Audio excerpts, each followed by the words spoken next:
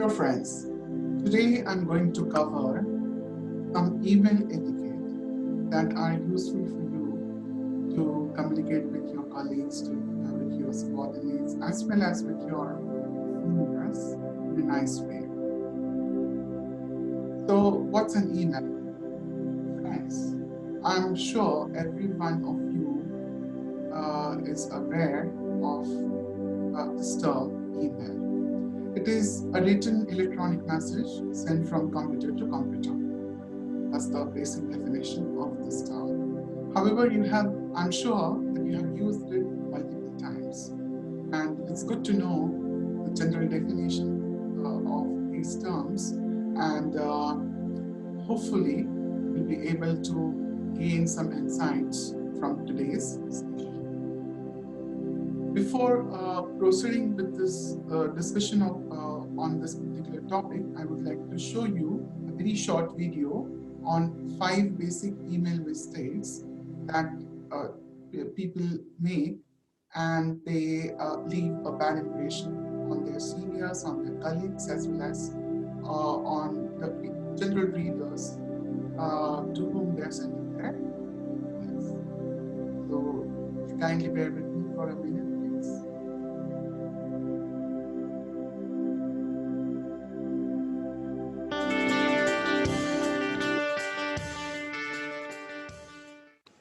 Hello, I'm Eve from Australian International Business Services. Even though we write and read emails every day, learning to write... Sorry, I'll play this video for you now.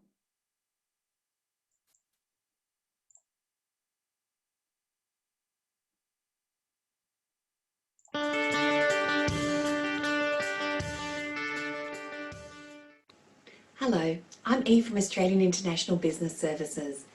Even though we write and read emails every day, learning to write professionally isn't always easy. How can you ensure that your emails are the ones that will get read and receive a reply? Learn 5 basic email mistakes to avoid so you'll feel confident every time you press send.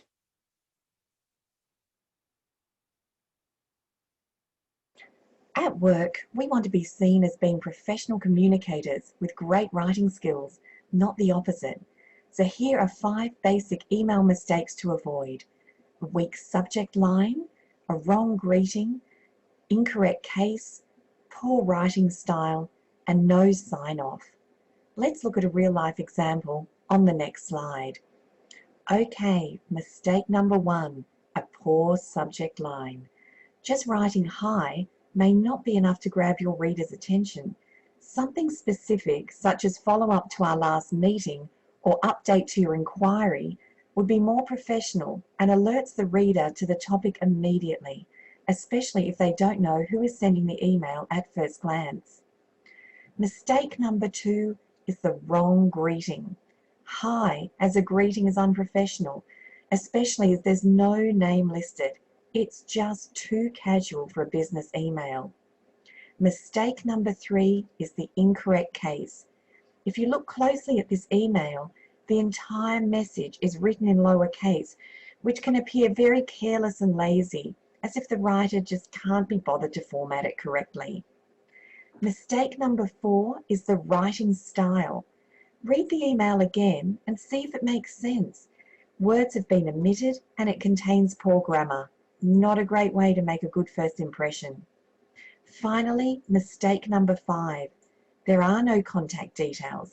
If I did want to get back in touch with this person, such as give them a call, how would I do it? That is, if it wasn't already in the junk folder. Here's how the email should have been written and avoids all 5 mistakes from the previous slide. The email is clear, concise, and professional. Firstly, we've changed the subject line. Previously, it just said hi. We've changed it to follow up to our last meeting, so immediately the reader knows what this message is about. Secondly, we've personalized the greeting. Again, we've changed hi to just Dear Jane. Very simple, but much more personalized. Take a moment to read through the email itself. We've changed the formatting as well as the grammar. We've also put in a paragraph break. It just looks as if we've taken a bit more care and again makes it look more professional. And finally, we've added in a sign off. So if this person does want to call us back, they can. And therefore it just looks so much better than the previous example. Easy. Learning to write professional emails is just part of what I teach at AIBS, giving you the confidence to communicate effectively in the workplace. If you'd like to learn more, come over to the website aibservices.com.au for more information.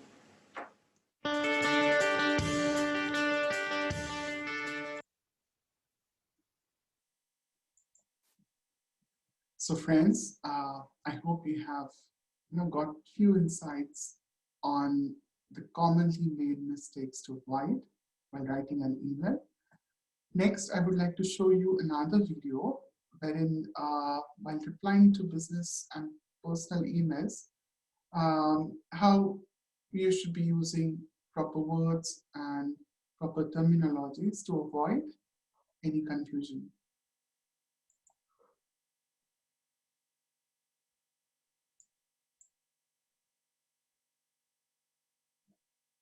This is Zupa in Tasmania. This is Zupa in Australia, which means we have access to over 2,000. There are two basic kinds of messages. Either you send an initial email or you reply to one. Let's take a look at a reply in a work-related situation. Earlier, Vance wrote a message to Evan, and he asked Evan to confirm a meeting for that following Monday. Now Evan is replying. He writes, "Hello, Vance. Next Monday at 2 p.m. works just fine for me. Thank you for setting up the meeting. I look forward to seeing you all on the 6th. Best, Evan." Remember to keep the same subject heading on the same thread. That's a series of replies on one subject.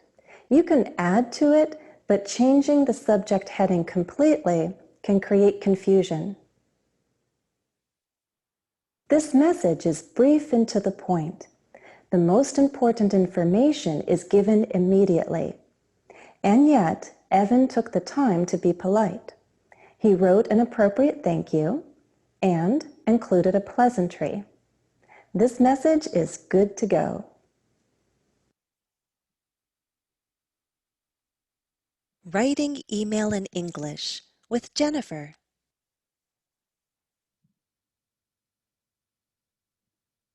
Replying to a business email in some ways is easier than starting a discussion via email. The first person sets the tone. So if you're replying to a message, most of the time you can use the same tone that the sender uses. If they're friendly, you can be friendly. If they're formal, you can be formal. Here are some useful expressions you can use in a reply. Thank you for writing. Thank you for your interest. Thank you for contacting me. Thanks for reaching out to me. Thank you for the update.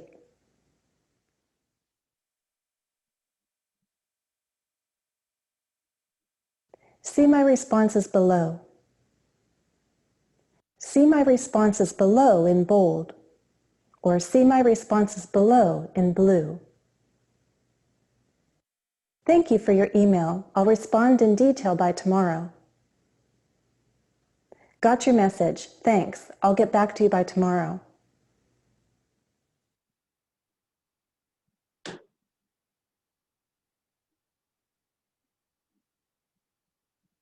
I apologize for the delayed response. Sorry for the late reply. Or sorry for the late response. Sorry for not getting back to you right away.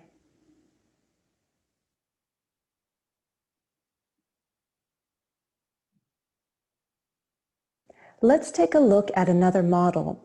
This one will be slightly less formal. Here's another message to Evan. It's about a reference. Hi, Evan. Just wanted to let you know I was contacted by Vance from any company today. He was very friendly, and it was easy to recommend you for the job. Good luck. Best, Corey. Can you predict how Evan will respond? Let's take a look at the reply. Evan replies, Hi, Corey. Thanks for letting me know.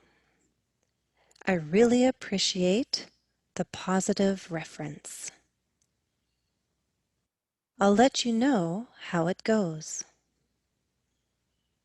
Take care, Evan. What's good about Evan's message? He used the same subject heading in his reply. He kept the same friendly tone. And this message is brief with a clear purpose.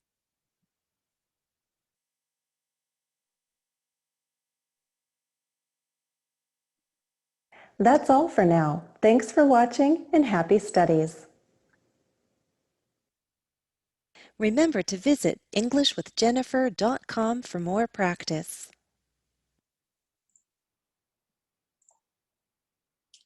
So friends, I hope you have got few good insights from this video as well. So let's move ahead with our new topic on email etiquette. So once we move forward to email etiquette, we need to understand why we need to understand these email etiquettes. The purpose of email etiquette include professionalism, efficiency, and security.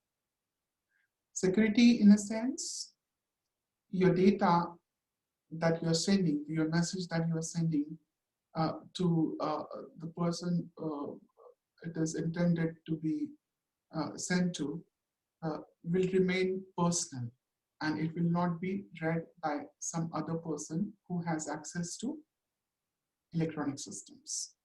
So in general, if we just summarize email etiquettes, we can say that your email should be appropriate.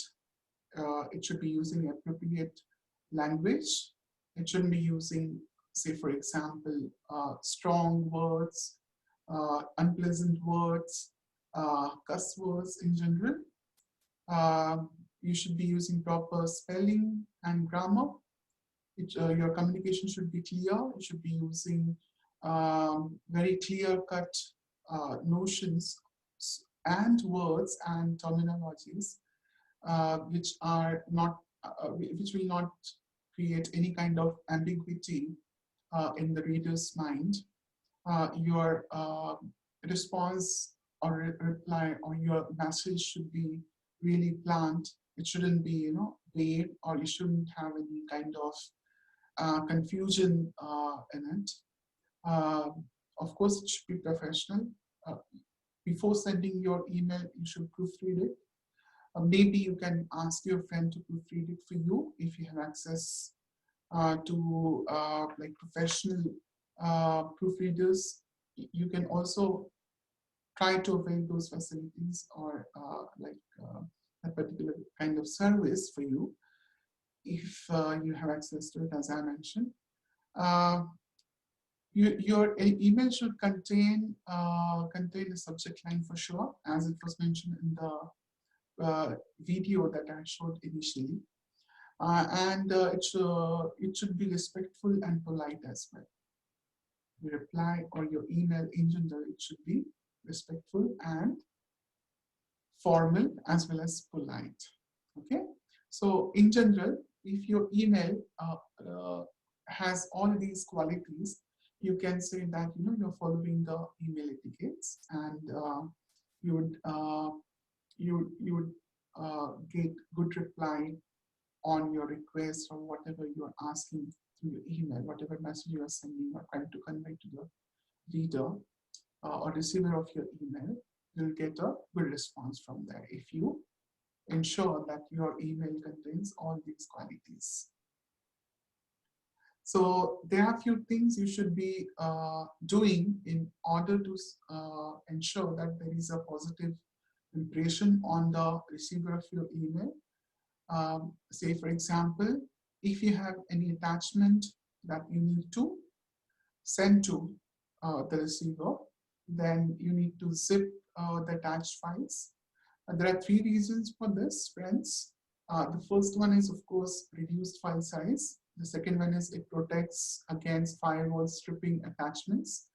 And your data or your important private information, if you have included in the attachments, that should not get leaked. That means it should not be read by any unintended receiver of that email. If some, say, person who has expertise of wrongfully accessing the email, then that person should not be able to read it. And for that, you should be you should be zipping your attached file so that it should not be read by any unintended recipient.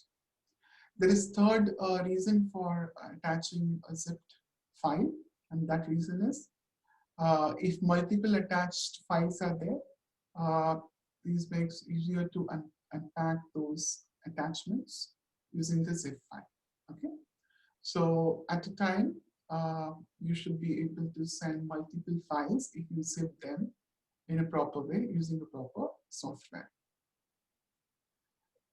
You need to be sure to complete the subject line of the email, and please do not use the following as subjects. For example, it's a normal hi, as you might have seen in the video also. If you just put hi, it's too informal, and it is not a good idea to be very informal in professional settings. So try to avoid just saying hi as subject line in your email. The second, subject that you can see on the screen is, say, for example, Happy New Year to you, my dear friend. Now, this is also a very long subject line A, and D, it's not professional idea. Okay, so please ensure that instead of that, perhaps what subject line you can have is, say, for example, greetings of the season, or just greetings. That subject you can add to your email. You need to remember that the written word, unlike a conversation, can be interpreted or misinterpreted very easily. So you need to ensure that you would choose your words very carefully. Do not capitalize unless you really mean something. For example, if you write CALL, call, and ME, that means these two words, call me, in capital, it may be interpreted as it's an urgent, very urgent thing that you are asking to do to the receiver of your email. So it would have a very different meaning than if you just write in small letters, call me. That means whenever possible, the receiver of your email may call you back. Okay, so there are different meanings if you use all capital say words in your email, or just normal like words in normal cases. That means small cases. So please ensure that unless you really mean something, you should not be including everything in caps or all capital or uppercase letters in your email. Please keep emote icons to a minimum. For example, if you would like to put a smiley, you need to use some combination of emote icons, as you know. an apostrophe, um, uh, uh, and some other combination of it would give some kind of emotion, for example, or a semicolon and a close parenthesis will also give a kind of emotion, a smiley, for example. So try to use all these emote icons as less as possible. Also, you should be using spell checking software. Most email software packages have spell checking, and it can be set to check each message before sending. For example, just an example, in New Zealand and Australia, Grammarly is a very commonly used spell checker. Okay, so it has a free version as well as it has a premium version. You need to choose your own depending upon your circumstances and your requirements. I'm just giving an example to you in general because I personally use Grammarly and it's quite effective for me. So that's the reason I mentioned it to you. Maybe you'll be able to use it, and it might be like it might be helpful for you. So there are other software also, depending upon your requirement, please try to use them. The key is you should be using any software that is efficient and effective to check grammatical mistakes and give you suggestions in order to check, not just check, but correct your mistakes that you make in your email. Even if you don't have time to fully respond to an email, you need to be sure to let the sender know you have received it. Okay. Say, for example, suppose your colleague has sent an urgent email to you, but say you're traveling and you do not have enough data on your mobile and there is no Wi-Fi facility.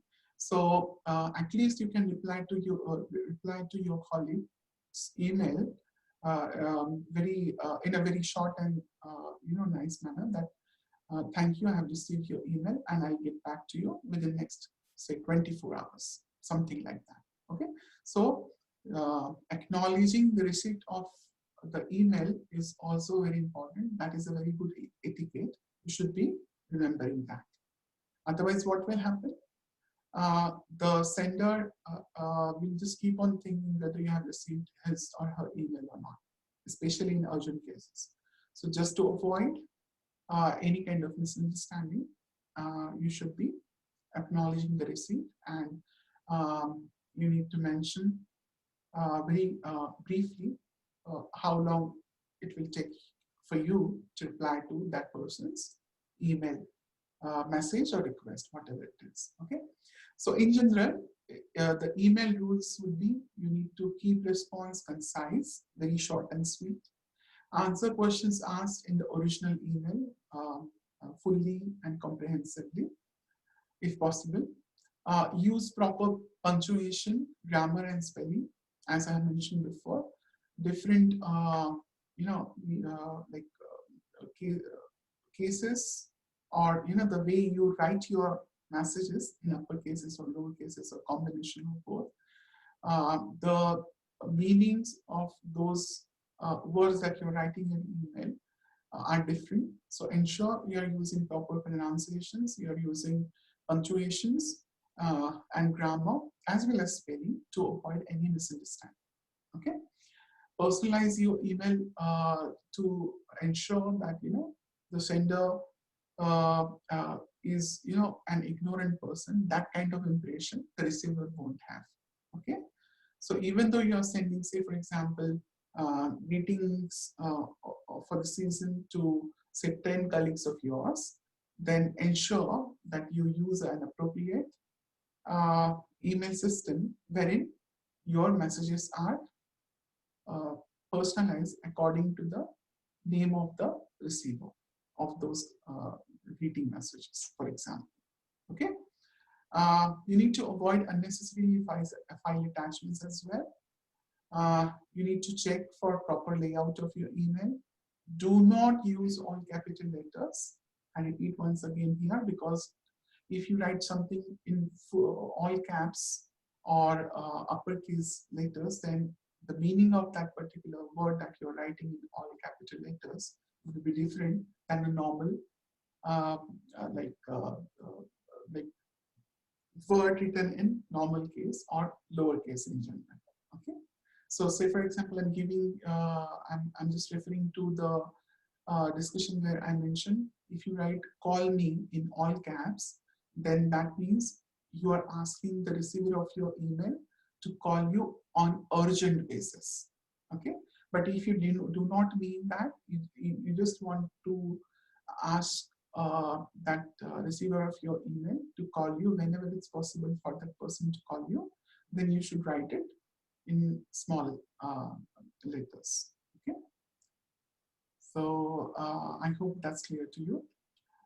You need to read your message thoroughly before sending it to the person for whom you have written that email or to whom you want to reply to the email. You need to know when to reply to all and when not to reply to all. Okay. So sometimes what happens is your say boss or your supervisor has sent an email to yourself as well as your other colleagues. But if you have some personal concern, of course, you should not be sharing your concern with everyone. Maybe you need to, and maybe you need to talk that particular concern just with your supervisor to avoid any misunderstanding. So what you can do is you just have to reply just to uh, the person who has sent that email to you, for example, your supervisor, instead of sending that reply to everyone, to all. Okay. So please please ensure that you know when to reply to all or when to reply to just the person who has sent that email to you along with your say colleagues and some other people. Okay. Please don't abbreviate because abbreviation leads to confusion. Please use full forms of any terminologies that you're using. Okay, especially when you're there in an office setting. Okay, try to avoid using abbreviations. Abbreviations would be, for example, FYI, that is for your information, is a very common terminology, or PFA, please find attached, is also a very commonly used abbreviation. However, unless it is a rule in your office to use them, you should not be using that particular terminology. Okay, so please do not use a particular terminology, especially with abbreviations, unless it is a rule in your workplace. Please delete chain letters immediately. So if there is any kind of chain letters, then you should be immediately deleting them. You need to protect confidential information, not just of yourself or your colleagues, but everyone involved in that particular email, unless it's too relevant to your personal workplace, you can say. You need to clearly identify the subject, as I mentioned multiple times before also. You need to avoid unprofessional language. You need to avoid very informal language. You need to be formal. You need to minimize use of bold font, as it was mentioned in one of the videos as well. I'm just referring to that video. Use blind copy, that is BC, when individuals don't know each other. Okay, so you should be knowing when to use a carbon copy or when to use a black carbon copy or blind carbon copy, you can say. Okay, auto respond when out of the office, of course. So whenever, say for example, you're going for 2 weeks annual leave, then before going for annual leave, you should be setting an automated email message for auto responses, because you won't be able to respond to the emails during your vacation period or annual leave. So please ensure you set auto response to the emails that you're receiving in your inbox to ensure that the sender of those emails would not be confused as well as concerned about receipt of their emails to you. Okay, so if you're on annual leave, if you set this auto response service that is set in general, that is provided in with say very famous systems like Outlook, etc., then at least the uh, person who has sent you email, they will get the acknowledgement that you have received that email, but you are not in the office, and when you are coming back to the office, that will be mentioned in your auto response. So they will not be uh, too concerned about getting reply from you, so, because they will be aware that for how long you will not be in your office. There is no such thing as email privacy, but be aware of company monitoring systems because every company has different rules. Once you send your email, it cannot be controlled, although you might argue, or in general in softwares, I would say, although you think that there are some advanced features available in Microsoft Outlook, for example, to recall the email that you have sent with some modifications required, etc. If the person to whom you have sent the email, that person has opened the email, you won't be able to recall it, and you don't know whether that person will open that email if they have access to that their inbox on mobile phone. It's quite likely that automatically the email will be uh, seen to that particular receiver, and the message or email in general cannot be called back. So please ensure before sending, proofread everything, see the sender, see the subject, and then only click on the send button or reply button, whatever it is. Protect information from hackers, and in order to do that, you need to ensure that you're using proper firewall software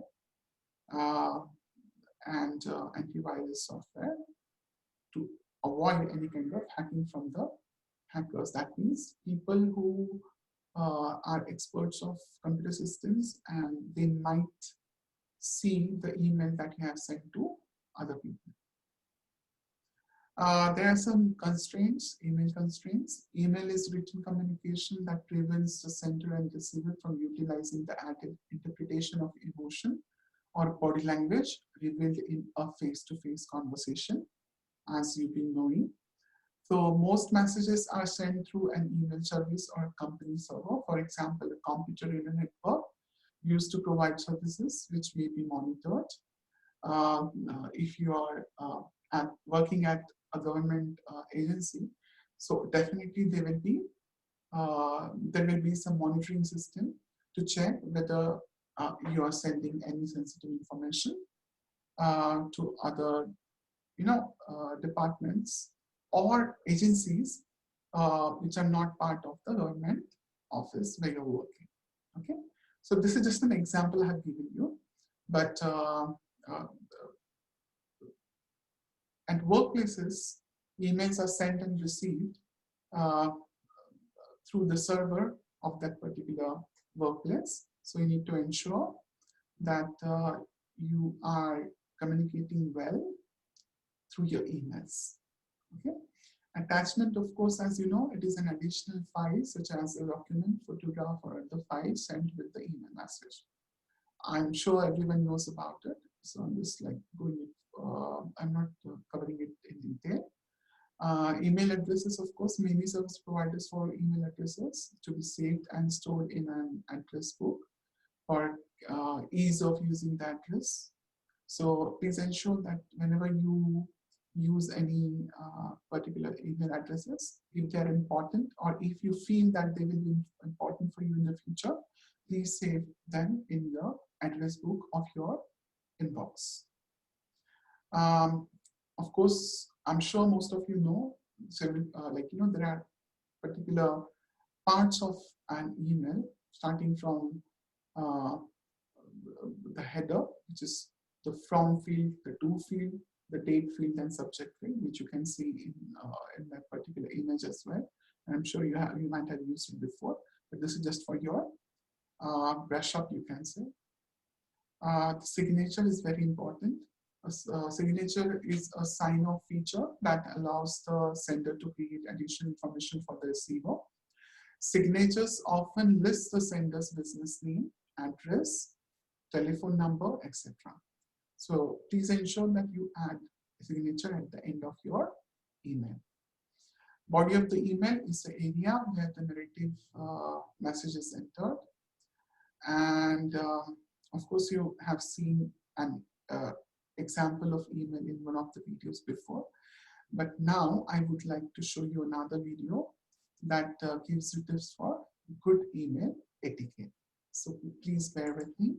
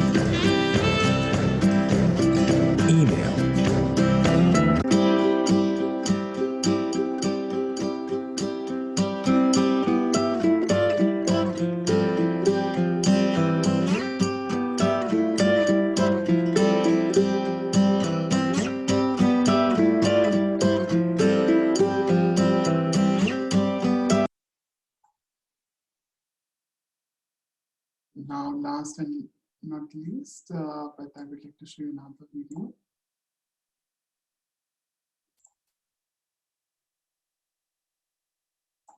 It's both a major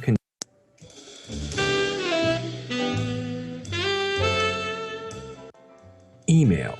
It's both a major convenience and a ceaseless distraction. But regardless of how you feel about it at the present moment, one thing's for sure. It's an unavoidable necessity. Chances are, you can't make it through a workday without composing at least one email. The basics. When you build a house, you start with the basement. So before we dive into the specific sections of your email, let's take a look at the fundamentals. If you're sending from a personal address, for a job application or informational interview, for example, make sure your address is still professionally sounding. You'd want to make the right impression, and partyboy123@gmail.com isn't just going to cut it. If you've received an angry message or are feeling enraged yourself, step away from the computer for a few minutes. Firing off something in the heat of the moment will only result in problems. Include a friendly greeting and closing. It makes your entire message feel more complete, polished, and professional. Proofread. Enough said. Timing. Effective timing is one of those things that's all too easy to forget about when you're doing your best to power your way through your inbox. But if you've ever received an immediate one-word response to a thoughtful, lengthy message, or you've waited weeks to get a reply you were anxiously waiting for, I think you'll agree that timing is worthy of a little more consideration. As a general rule, respond to emails as soon as you're realistically able to. You don't want to leave people hanging. If the message deserves a little more time and thought, try not to fire off an immediate response just to get it off your plate. Instead, reply and confirm that you've received it, and notify the sender that you're going to take a little bit of time to think things through. One tip to help you keep your responses in check is that the faster you respond, the shorter your answers should be. Recipients. Seemingly endless email chains. Coworkers who continue to CC you on messages that have absolutely nothing to do with you. Those teammates who seem to have no clue what that handy BCC field is for. They're all things that you probably gripe about, at least when other people commit them. But let's turn the spotlight on you for a minute. Have you gone against any of these etiquette rules in regard to your recipient list? Proceed with caution when using reply all, and only use it when everyone in that thread needs to be updated. You've been warned. Don't be afraid to use BCC, especially in the instances when you don't want all of the addresses or recipients to be visible to everyone. Here's a handy rule to keep in mind. Listing someone in the to field means that you expect a response. In contrast, if you CC that person, you're simply keeping him in the loop of your message to others. With all of that said, the fewer people you can include on an email, the better. Too many cooks in the kitchen will likely just lead to confusion and crossed wires.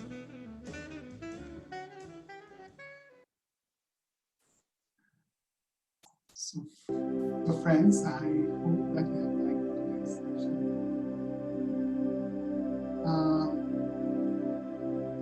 If you have any questions, please do not hesitate to write it in the comment section below. I hope again that you also write the topics that you want me to cover through my short sessions. So I'm looking forward to your replies. Thank you so much once again for seeing this video. And I hope you will integrate these tips that I have provided to you in your day-to-day life and benefit from them. Thanks once again, and bye from Australia. Yes.